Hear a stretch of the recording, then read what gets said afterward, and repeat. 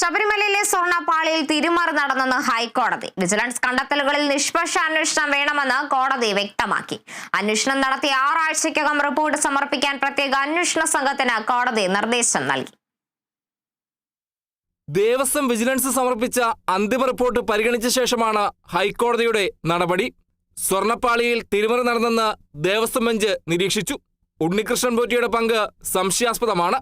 ദേവസ്വം കമ്മീഷണറുടെ നിർദ്ദേശപ്രകാരമാണ് സ്വർണം പൂശാൻ ഉണ്ണികൃഷ്ണൻ പോറ്റിക്ക് കൈമാറിയതെന്നും മഹസറിൽ രേഖപ്പെടുത്തിയത് ചെമ്പുപാളി എന്നാണെന്നും കോടതി നിരീക്ഷിച്ചു. ശില്പങ്ങൾ സ്മാർട്ട് ക്രിയേഷൻസിൽ എത്തിച്ചപ്പോൾ സ്വർണത്തിന്റെ പാളിയുണ്ടായിരുന്നു. ഇത് മാറ്റാൻ ഉണ്ണികൃഷ്ണൻ പോറ്റി ഇവർക്ക് നിർദ്ദേശം നൽകി. വിശദമായ അന്വേഷണം നടത്തി 6 ആഴ്ചയ്ക്കകം റിപ്പോർട്ട് നൽകണമെന്ന് കോടതി പ്രത്യേക അന്വേഷണ സംഘത്തിന് നിർദ്ദേശം നൽകി. 2 ആഴ്ചയിലൊരിക്കൽ അന്വേഷണ പുരോഗതി കോടതിയെ അറിയിക്കണം. രേഖകൾ പിടിച്ചെടുത്ത് കോടതിയിൽ ഹാജരാക്കണമെന്നും രാജാ വിജയരാഘവൻ, KV ജയകുമാർ എന്നിവരുടെ ബെഞ്ച് ഉത്തരവിട്ടു. കേസിൽ DGPയെ കക്ഷി ചേർത്ത കോടതി ദ്വാരപാലക ശില്പങ്ങളിലെ ചെമ്പുപാളികൾക്ക് പുറമെ വാതിലുകളുടെ കാര്യത്തിലും ക്രമക്കേടുണ്ടോ എന്ന് SITക്ക് പരിശോധിക്കാമെന്നും പറഞ്ഞു. പ്രത്യേക കേസുകൾ രജിസ്റ്റർ ചെയ്ത് അന്വേഷിക്കണോ എന്നത് DGPക്ക് തീരുമാനിക്കാമെന്നും കോടതി വ്യക്തമാക്കി.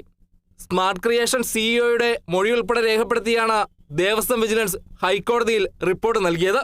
News desk, Kerala vision news.